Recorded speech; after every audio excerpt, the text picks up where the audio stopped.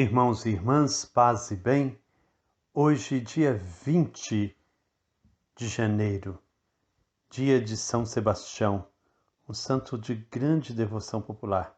Nós possamos pedir a sua intercessão para que ele nos ajude também a vencer tantos males, tantas pestes que afligem a humanidade.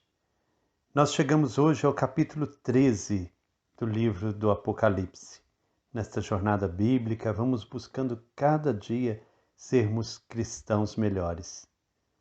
A grande mentira que gera morte para o povo não está solta no ar. Ao longo da história, ela se encarnou em projetos de sociedade bem determinados, os impérios. É disso que fala a primeira parte do capítulo 13 que nós vamos refletir no dia de hoje. Façamos então a nossa oração. Senhor, mais uma vez me coloco diante de vós para ouvir sua palavra. Quero dela alimentar-me, pois para mim é doce como mel, apesar de sua prática ser marcada pelo amargor. Como é difícil e desafiante vivê-la. Que a meditação do livro do Apocalipse alimente-me em minhas lutas cotidianas, para que eu seja resistente frente a todos os obstáculos. Dai-me a coragem para denunciar as injustiças e anunciar um tempo novo, uma nova Jerusalém, marcada pela prática da justiça e da fraternidade. Que cada encontro com sua palavra seja verdadeira celebração da vida e da vossa graça que transborda na vida daqueles e daquelas que testemunham o Evangelho, entregando inclusive a própria vida, como os irmãos das primeiras comunidades.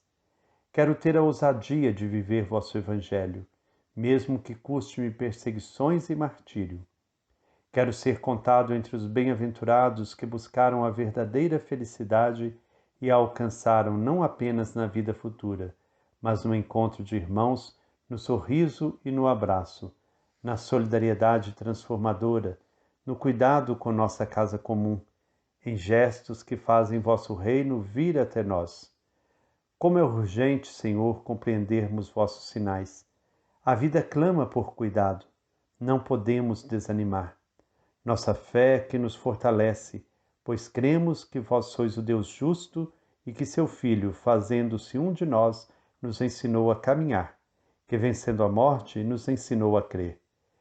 Que a vossa graça e a vossa paz nos abracem e nos façam sempre fiéis testemunhas do vosso amor, pois vosso é o reino, o poder e a glória para sempre. Amém. Nosso texto bíblico hoje é o livro do Apocalipse, capítulo 13, versículos de 1 a 10. E vi uma besta subindo do mar, com 10 chifres e 7 cabeças. Havia nos chifres 10 diademas e nomes blasfemos nas cabeças. A besta que vi parecia uma pantera.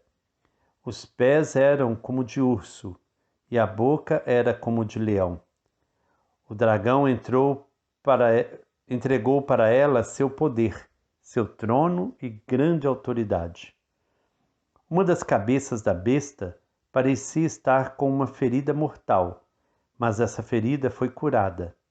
A terra inteira ficou maravilhada e foi atrás da besta, e todos adoraram o dragão por ter dado autoridade à besta. E adoraram a besta, dizendo: Quem é como a besta? E quem pode fazer guerra contra ela? A besta recebeu uma boca para dizer coisas arrogantes e blasfêmias, e autoridade para agir durante 42 meses. Então a besta abriu a boca em blasfêmias contra Deus. Eram blasfêmias contra o nome e a morada de Deus e contra os habitantes do céu. Ela teve a permissão de fazer guerra contra os santos e vencê-los. Recebeu também autoridade sobre toda tribo, povo, língua e nação.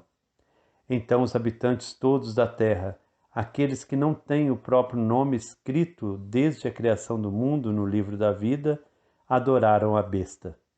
Se alguém tem ouvidos, ouça. Se alguém deve ir para a prisão, vai mesmo para a prisão. Se alguém está para ser morto pela espada, será morto pela espada. Palavra do Senhor, graças a Deus. O dragão colocar um pé na praia e outro no mar. Foi assim que nós terminamos ontem a nossa meditação. Desse mar sobe então uma besta.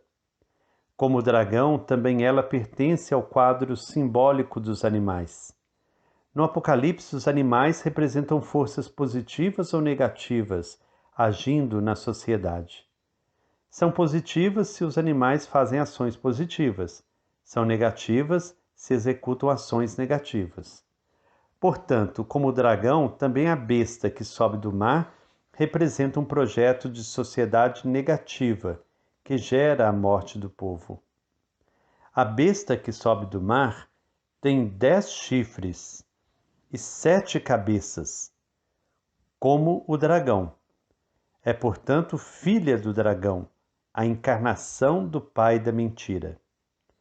Temos aqui uma paródia, uma imitação grotesca do projeto de Deus que é vida confiado a Jesus, o Filho que cumpre a vontade do Pai, dando vida à humanidade.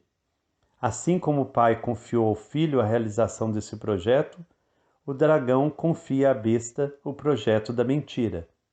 Em cima dos chifres, a besta tinha 10 diademas, sinal de que, embora se apresentando como onipotente, caminha para a ruína. O número 10 é sinônimo de imperfeição. Além dos diademas, ela carrega nomes blasfemos sobre a cabeça. Blasfemar significa atribuir a pessoas aquilo que pertence exclusivamente a Deus.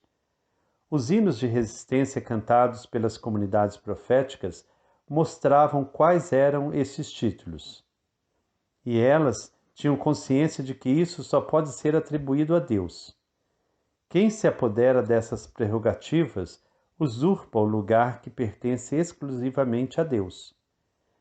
De fato, os imperadores se faziam adorar como se fossem o próprio Deus. A besta que sobe do mar, para o autor do Apocalipse, é o Império Romano, encarnação histórica do pai da mentira. É como se diz, tal pai, tal filho. O texto dá mais detalhes. Examinando o passado, o autor descobre que o imperialismo romano é a encarnação de todos os impérios opressores que já apareceram na história. De fato, a besta parecia uma pantera, símbolo do Império Persa, com pés de urso, símbolo do Império Medo, e com boca de leão, símbolo do Império Babilônico.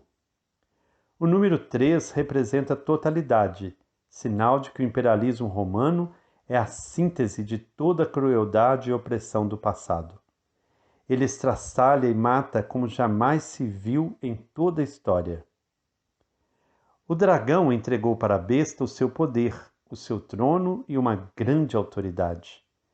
A mentira que gera injustiças e a morte do povo precisa de um espaço onde criar raízes.